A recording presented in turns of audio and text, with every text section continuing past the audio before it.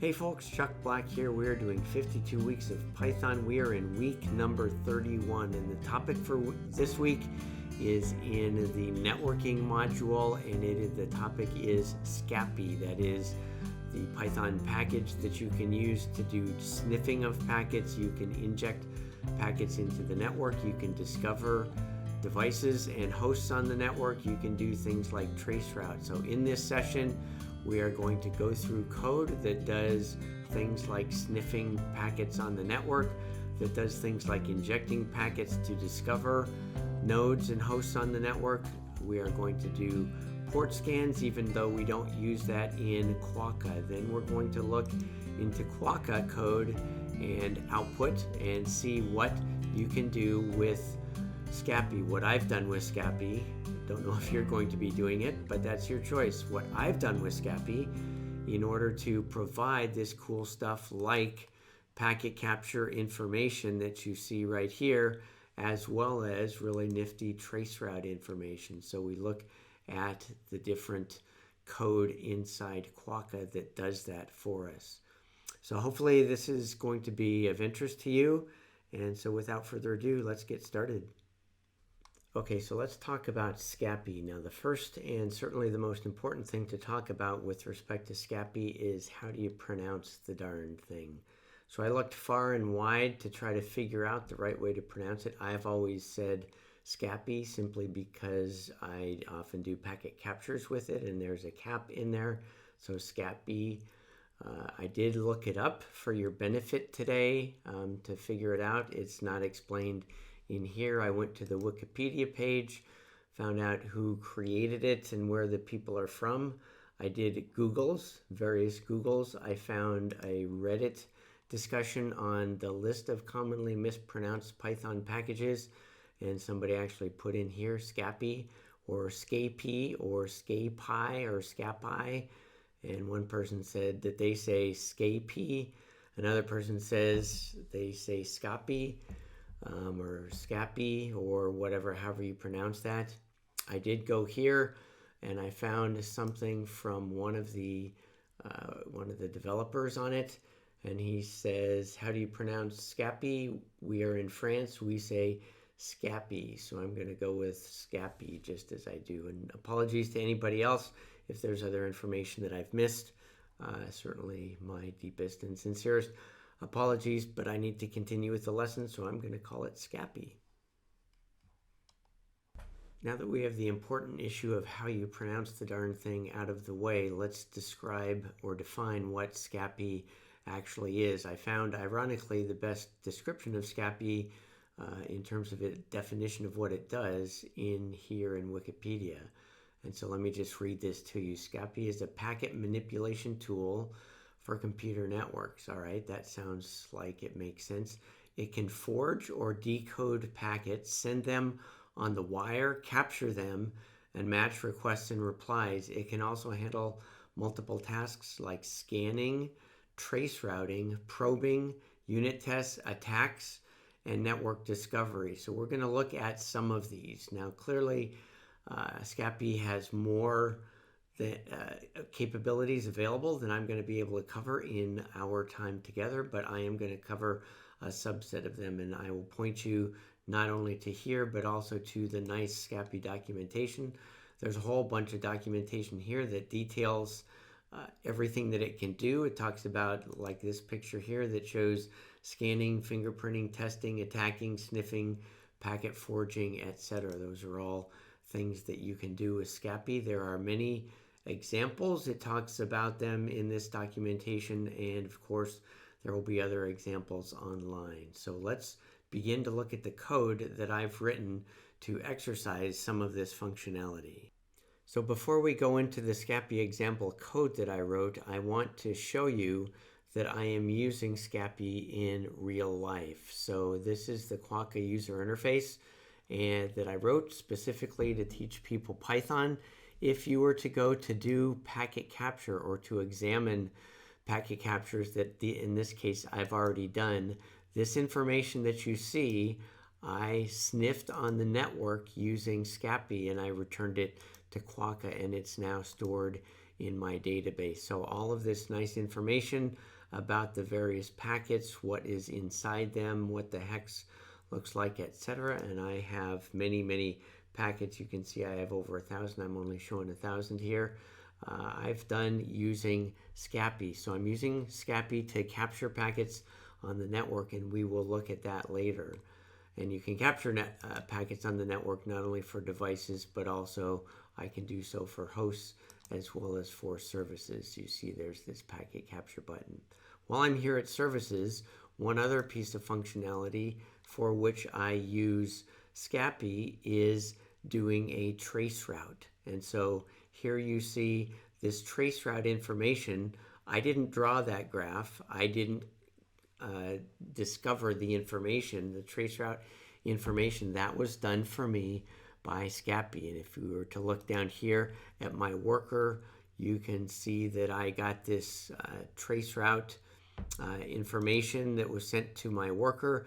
I began to do the trace route, and once I had done the trace route, I got the information and I sent this binary data back to the Quakka server so that it could be stored and then printed out by the user interface. So traceroute and packet sniffing is functionality that we can look at in Quakka, so that's a real world type of example.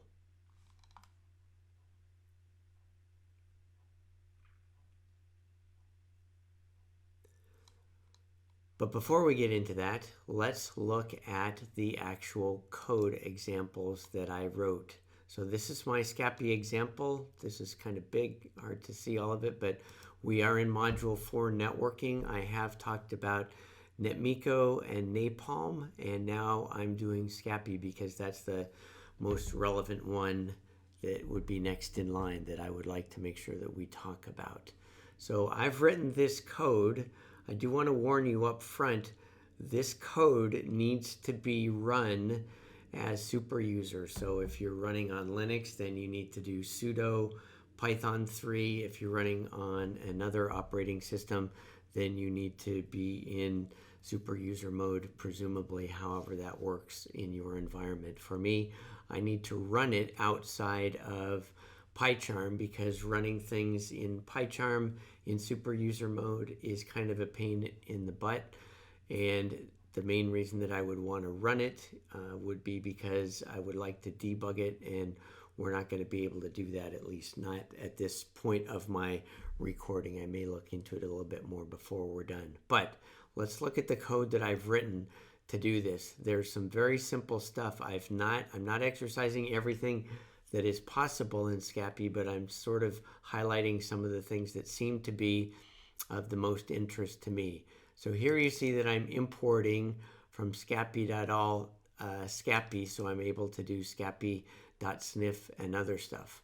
Now I'm going to be making use of other stuff, and for that I'm specifying the importing of something called ether, ARP, IP, ICMP, TCP. This is for me to set specific filtering of packet captures and other stuff that we are doing, and that's why I've imported it that way. There, you do need to find examples of, okay, well, I'm looking for this particular thing. Where do I get it from?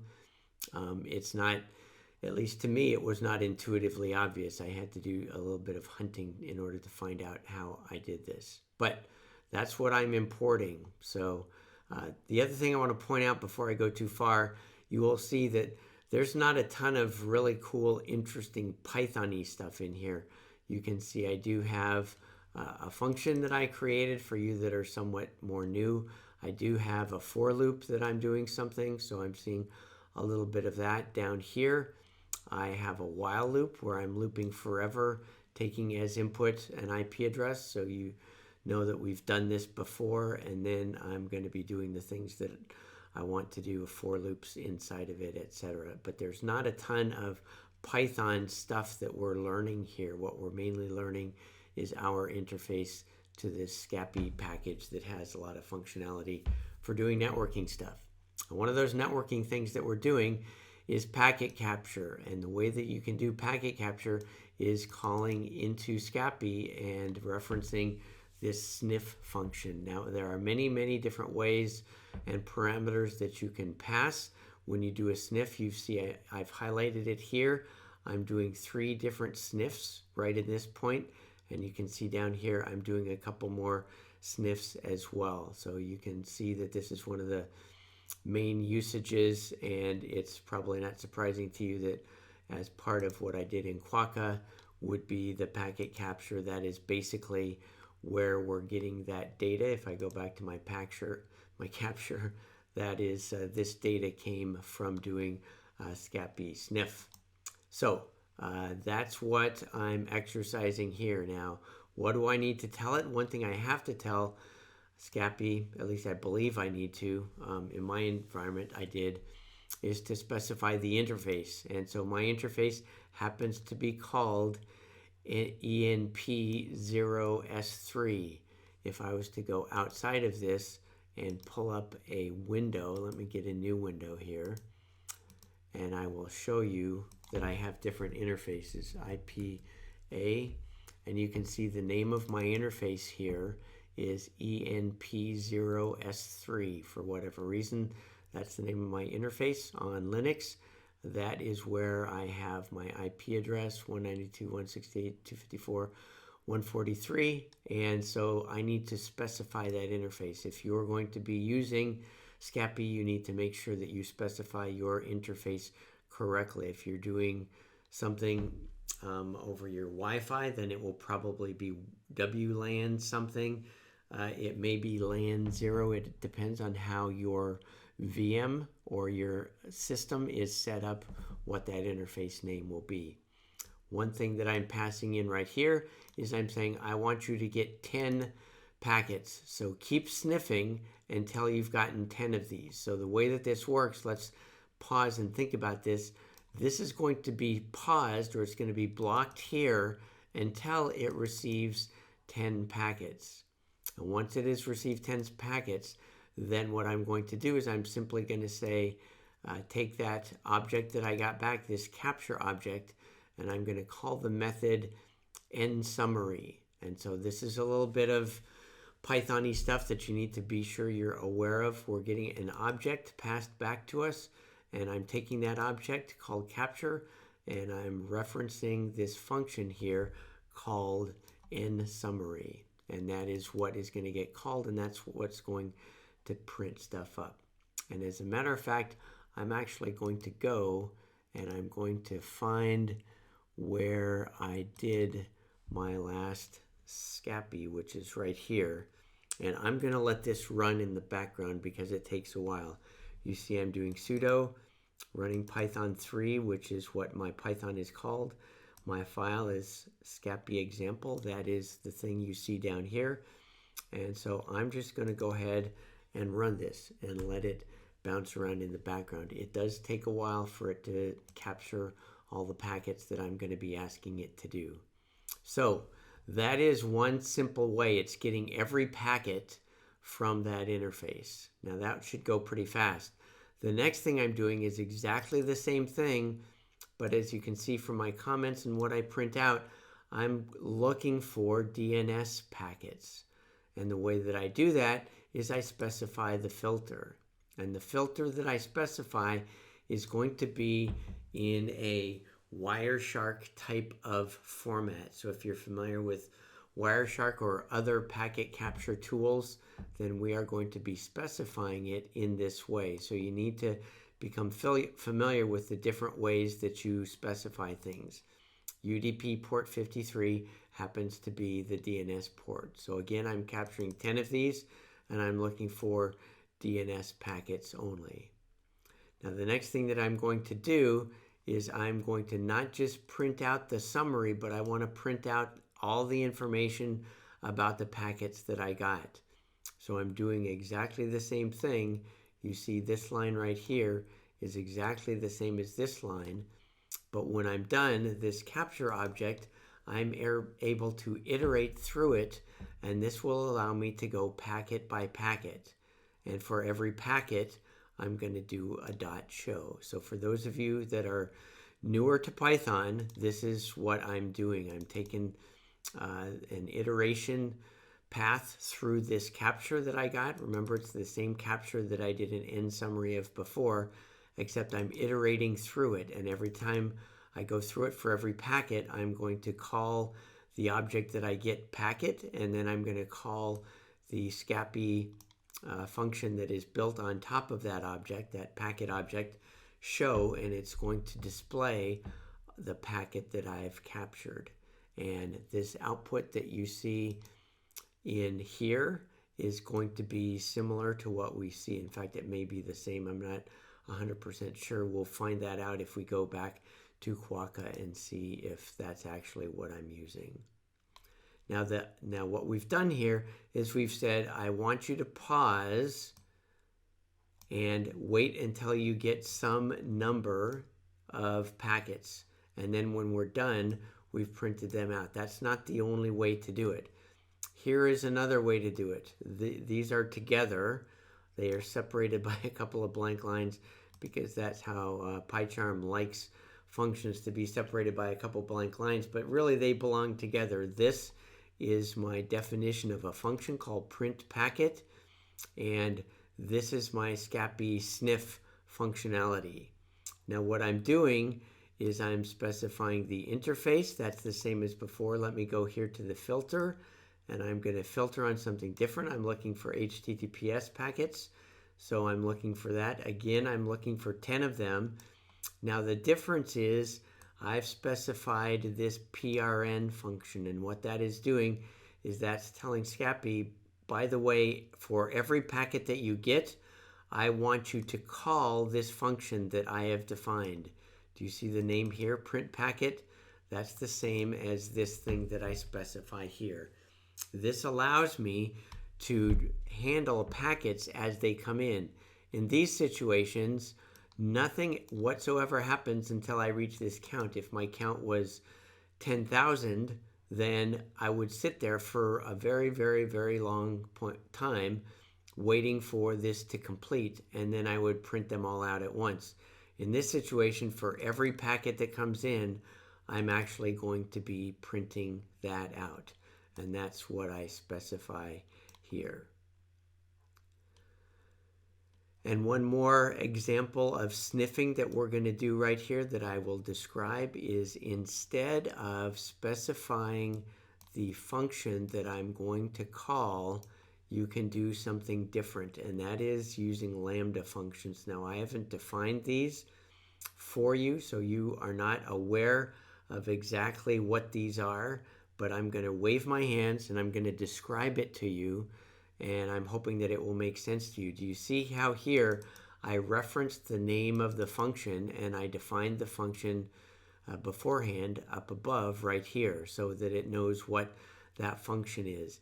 If I don't want to go through the process of defining a specific function, in other words, I have a function that's like this, there's only one line and there's really no logic to it. All it's doing is printing out the summary.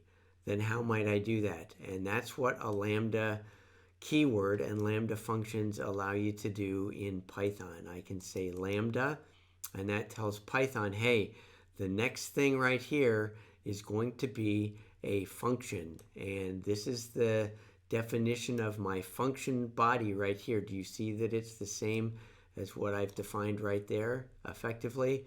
So that is going to be my function. Now what I'm doing is I'm printing out this in a little bit different fashion. Number one, in my packet here, I'm calling PKT. That's how you define the parameters that are getting passed to the function. And as you notice, I'm using an F string. So that's the only thing that's different. And I'm printing it out with this Lambda in front of it. So let's take a minute and look at the output of this so far.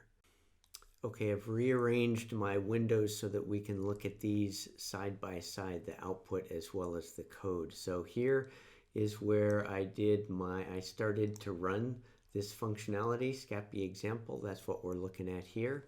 And the first thing that I printed out are these packet summaries. So what code is associated with that? That's this code right here.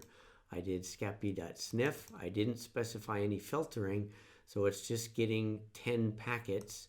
So here's 10 packets, and I just printed, I got this capture back when it was done, and then I did an end summary, and it did this summary for me. So I didn't have to do anything special for this, it just printed it out for me. And when you do that, it tends to do this none at the end for some reason when it prints it out. But you can see these packets are, here's something from 64, 103, 37, 14 to me. 143 was mine. There's 143, that's my system. Again to 64, 103, etc., 14. So here's some that is from 47 to 143, and here's stuff that's from 79 to broadcast, and etc., etc., etc. You see all of these things that are going on. I did no attempt to filter it. The next thing that I did was I attempted to filter it using UDP port 53. And so here you see, because I didn't do source port or destination port, I'm getting both. And so here are my DNS and questions and answers. So both the request, the query, as well as the DNS answer. So here I'm looking for my Cisco. This is probably related to service monitoring, I'm assuming. Don't know what this is, but this is the DNS stuff that's gone on. Now the next thing that I did was exactly the same, but rather than waiting till it, I did wait till it was done, but rather than doing the summary, I went through and did a packet.show for every packet. What does that look like? Well, that looks something like this. Do you see how this data is nicely indented and formatted, and there's a whole bunch of information? I can go down and look at my query. You can see that I'm looking for google.com in that situation. Here's other requests for google.com, or maybe that's a reply, I'm not sure, but you get the idea that it breaks this all out. One thing that I would note is that if we go back here to packet capture, you'll say, oh, well, that looks sort of like this, and that's exactly where the data actually comes from, is from doing something like a show. And so there's a whole lot of this stuff. Obviously, I did only 10 packets, but they're all pretty long, so that's them. Now, the next thing that we did was this thing where I said capture and print packets as sniffed. That's what we see right here. So the information that I'm printing out is not tremendously interesting. I'm doing a summary for every packet, which gives me this information. That is my summary. Remember before, what were we doing? We were doing end summary. So just make note of that. That was for the entire capture. In this situation, I'm going to a single packet and I'm calling summary. So this is where I specified PRN parameter is my function, and it's called print packet. And so it's printing those out. That's this information that got printed out right here. So you can see that there's various information, and you did notice I was capturing HTTPS, so you can see these are all HTTPS packets that I've captured. And the next thing that I did, and I'm going to show you here, I'm going to have to scroll this a little bit so you can see it. In my parameter here for PRN, up here I did a function. Here I'm doing a Lambda function where I specify the entire function right there, and it's going to print it out. And so you can see right here, it's the same type of data. I'm doing a different capture, so the data will be different than what you see up there, but it's fundamentally the same thing, and I've printed this word Lambda in front of it so that you are able to distinguish it. So that is that output that we see from using this Scappy sniff functionality. Okay, so let's talk about another important piece of Scappy functionality. We talked about sniffing for packets, so we're kind of passively listening for stuff. Another thing that Scappy can do is it can send packets into the network. And so I've got a few examples of doing that. These examples are mainly for purposes that are useful to me, which would be discovery of devices in the network, hosts and other things, anything basically with an IP address in these examples. Now I've got 3 different examples.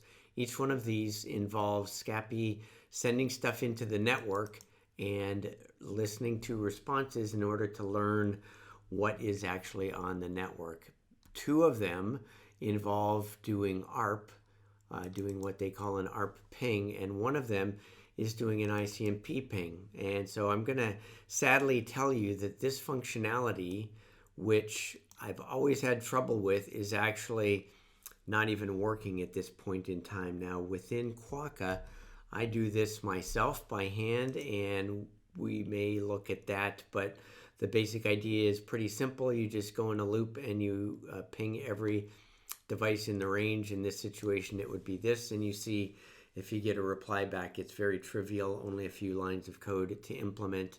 And since Scappy doesn't work in doing that, and I've been spending the last couple hours trying to get it to work here, even though I wrote this a couple months ago, I'm deciding to not even bother with that right now. This will be much quicker if we just look at the stuff that does work successfully. And so I'm going to look at 2 different cases, and these are kind of representative. In the one situation, we are going to use Scappy to manually create a packet and to send it out into the network, and then we're going to look at the answers and see if we got responses. In the second example, we're going to use a function that has been built into Scappy to do this very thing. So effectively, it does this for me, but all I need to do is call this ARP ping function, and it will do it for me. So if I was to run that, let's take a look at what it looks like. I've commented everything else in here out. So all we're going to see is the discovery. Here's my manual ARP ping, and we saw those responses. And then here's the calling of ARP ping function. So here is beginning emission. So it's emitting packets into the network. That's my manual ARP ping. That's this thing that you see up here. And you can see when I do a answer.summary, it gives me this summary which says I received 35 packets, got 13 answers, and so it printed this out for me. So these are the devices that it learned. Now actually I have the timeout set to a very low value, so it's saying that there are some that it didn't get responses from. So you can alternate how long you're going to wait for that. The second way that I did this is using this function, using ARP ping. And so in that situation, you can see it decided everything on its own. It sent 256 packets. It got 13 answers back. I'm wondering now, yeah, I got 13 answers. So it gets us the same answers, whether I did it manually or whether we're using this functionality. Here's a listing of the IP addresses. Here's a little bit more detail. And in this functionality, what I added was a loop where I'm going through the answers one at a time and printing out using an F string IP address discovered. You can see that what I'm referencing is this result. There's going to be a bunch of results in that answer. And so I'm iterating through them. I'm taking item number 0 and getting the payload and the PDST, which is going to be the IP address of the item that it got. And so if we look at the output, there should be something with an arrow that says IP address discovered and then the IP address. And sure enough, I didn't format it nicely or put spaces before it, but these are the values that we got back. So that helps me to discover things. You'll notice, and I'm not sure why this is, I only got 13 responses back. I don't know if I have Quakka up and running. Let's see if I do. I actually brought Quakka down, so I don't have it to show to you. But if you recall, there were like 30 devices that I've discovered over time. This is only getting a snapshot at that particular moment of what devices responded. But you can do all kinds of different things, sending packets out into the network. One last thing I want to point out, SR is the function that we call, or the method, in order to send packets into the network. And if we're going to send layer 3 packets, as you see in this commented out, let me just uncomment it so it's easier for you guys to see. If I want to send a layer 3 packet out, Then I use SR is the method that I call, and if I want to send a layer 2 packet out, I do SRP. So as we mentioned when we were looking at Scappy, there was, here's all of this information about Scappy. You can find lots of different pages that give you tons of options on what you can do. It's very thorough and gives you a whole bunch of different things that you can do.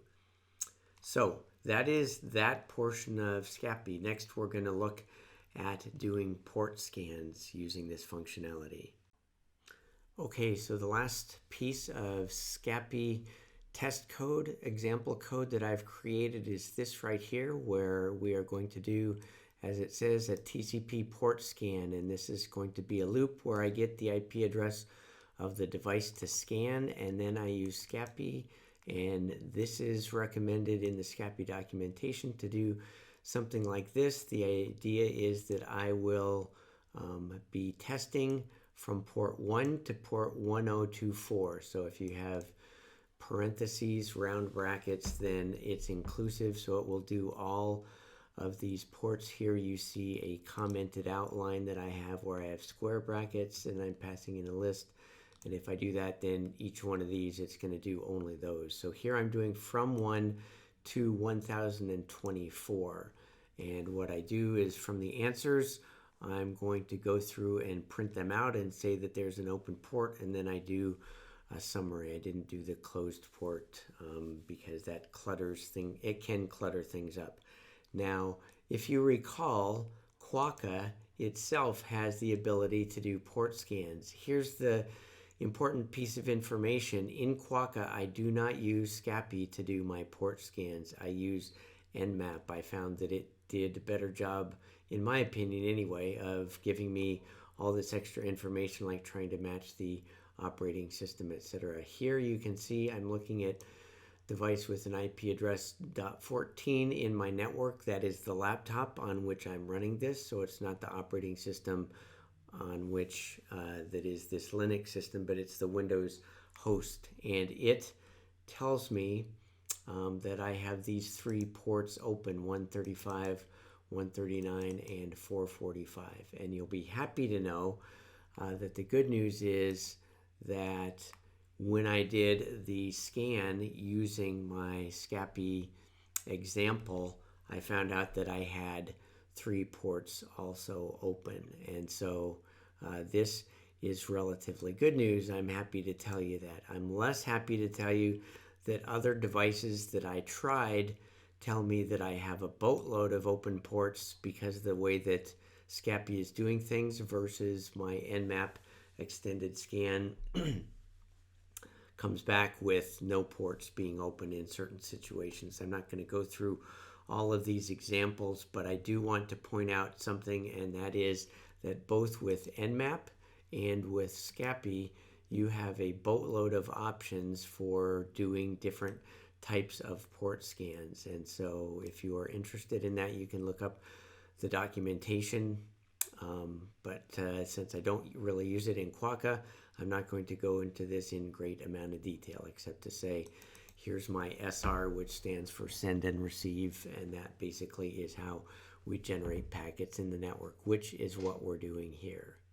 Okay, so now let's look at how Quakka uses Scappy in order to do some of the things that it does. Now, we mentioned that of the 3 worker tasks that Quakka does, 2 of them are done by Scappy. One of them is packet capture. So this information that you see here, I know that it's kind of small, but basically doing packet sniffing on the network and sending that information back to Quakka to be stored in the database. That is something that is done. So capturing packets and doing traceroute. Now, we didn't have an example of traceroute, but I'll show you the use of traceroute via Scappy inside Quakka. So that's what we're going to look at next. Let's take a look inside at the code. Now, where would you find the code for this? The code inside Quakka is actually in the workers area, so in the main Quakka project. And you may not be that familiar with this, but in case you are, or in case you do look at this code, which you can do because it's out there on GitHub, you don't have to do anything. You can just look at the code. There are two different thread objects that I use. One is called capture thread.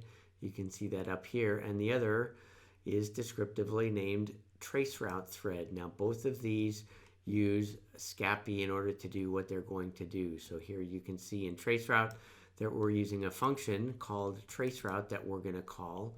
And in capture thread, we actually have a whole bunch of Scappy stuff in here. We have sniff. We've seen that. But there's also stuff like hex dump, conf, get interface list, get interface address. So I'm using Scappy for a few extra things. The main thing that we care about is sniff. If you're wondering about hex dump, then that's basically gives us this information, which I don't do anything with in the Quakka user interface other than just print it out. But that's what we're going to see. So let's take a look at where this happens. Now, there's a lot of things that happen, and my purpose is not to show you how this capture worker works, but to show you the use of Scappy. And you know what? Here it is right here. This is my scapy.sniff. Now, I didn't have to do scapy.sniff. Those of you who are experts at Python or who have been around the block a little bit know that I didn't need to do it because I said from Scappy, in this case, Scappy.all, import sniff. So that means I don't have to say Scappy.whatever, just to compare it to what we did here. I imported just Scappy. I didn't do something, I didn't import the specific module and consequently, or the specific function. So what I had to do is I have to specify it here, Scappy.sniff. But here, I actually refer to the actual function that we're going to be calling, and therefore all I need to do down here is reference it, and Python is smart enough to know. So let's look at this. This is, again, for those of you that are newer, this is just the formatting that was done by the formatter that I'm using. It separates things into different lines for readability because the line would be kind of long otherwise. And let's see if we recognize any of these. Remember, we had the interface. So I am actually finding the interface on the system I'm running on and using that value to be the interface. The filter, I allow you to filter in Quakka based on IP address or based on protocol, and so those can get passed in. I do have a timeout because I want the packet capture to run for a certain amount of time, so it's going to run for 3 minutes and then it's going to stop. And remember this weirdly named PRN thing, that is specifying the function that's going to get called for every packet that is received, and that is process packet. So what I'm going to do here with process packet, remember this is going to get called, and one of the parameters passed to it is the actual packet that was received. All right, so now I have that Scappy packet, and I'm not going to go into all of the details of this, but I'm going to change my packet, which is an object, a Scappy object, and I'm going to change it into a dictionary. And if I go back to the top here, I will see that I'm using this library called Scappy2dict. Guess what it's doing? It's going from Scappy into dictionary format. That's what I need. So then I'll have my packet dictionary. All you need to really know is that what I'm going to end up doing is I'm going to create this packet dictionary without bytes. You don't need to worry about the details of that, but I'm going to change the bytes into a string so that I can pass it across HTTP link, because as you know, or as you hopefully know, or you may know, that depends on how deeply you are into Quakka, I am sending this information back to the Quakka server using HTTP. And that's what I'm doing right here. And just for your edification, notice how this is in square brackets.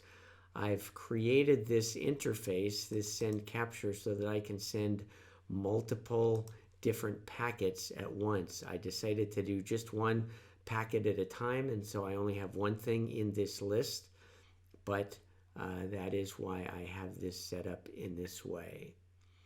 And then I send it. So this is my use within this particular function within capture thread class and within the run, which is doing the sniff, and then the function process packet that is going to send the packet back. So pretty straightforward, not a whole lot to see there.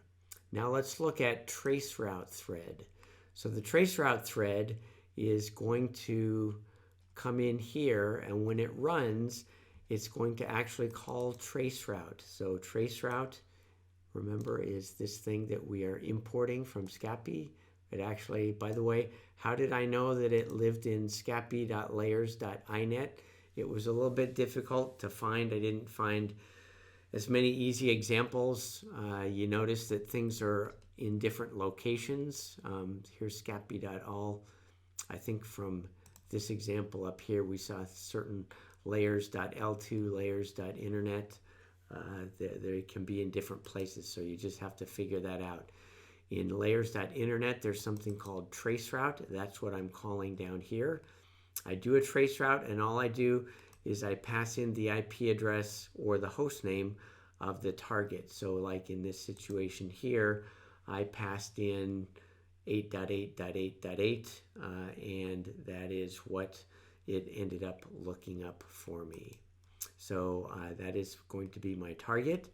When I've got that output, what I'm going to do is I'm going to use the first item. The output is going to be in the form effectively of a list, and I'm going to take the first item in the list and I'm going to process it.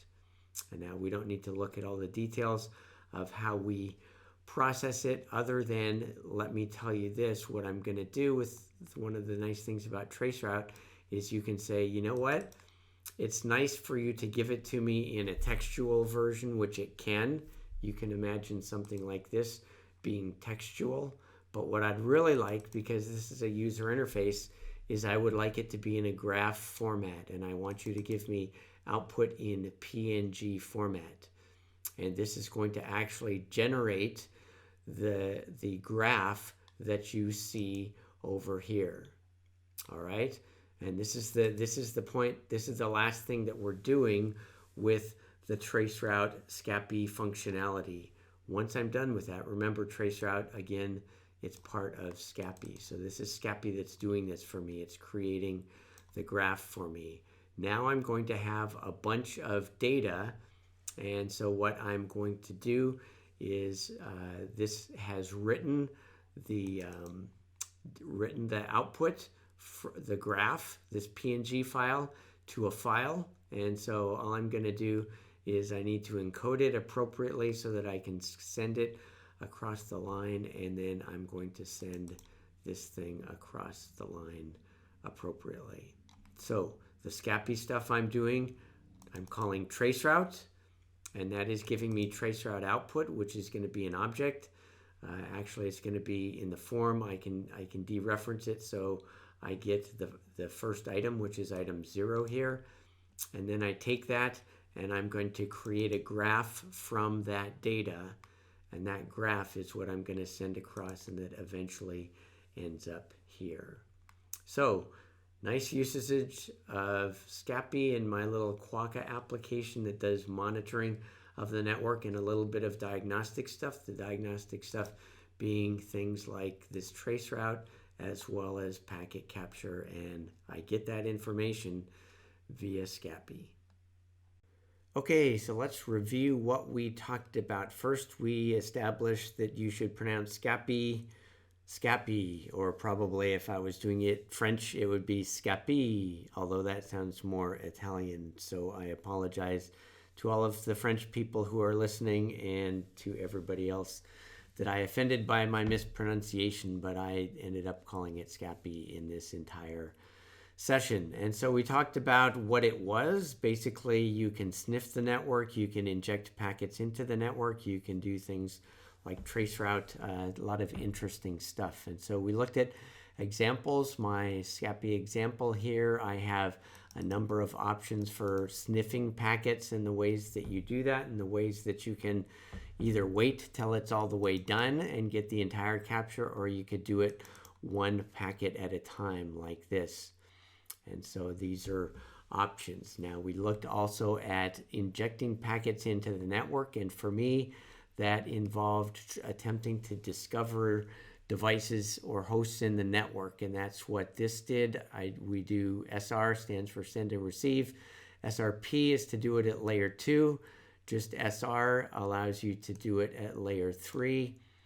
So we looked at a couple of versions of doing it by doing ARP ping discovery, and we looked at this one, which actually I didn't do because it seems to either be broken or not find devices. And I mentioned that in Quakka, I do this by myself in order to get other information as well. And so we didn't actually do this or look at it in a great amount of detail. Then the last thing that we did was a port scan. I mentioned that in Quakka, I actually use Nmap to do port scans, but I did port scan code here using Scappy. So we injected these TCP SYN packets and ended up seeing if we got responses. And sometimes it matched what I got from Nmap, and sometimes it didn't.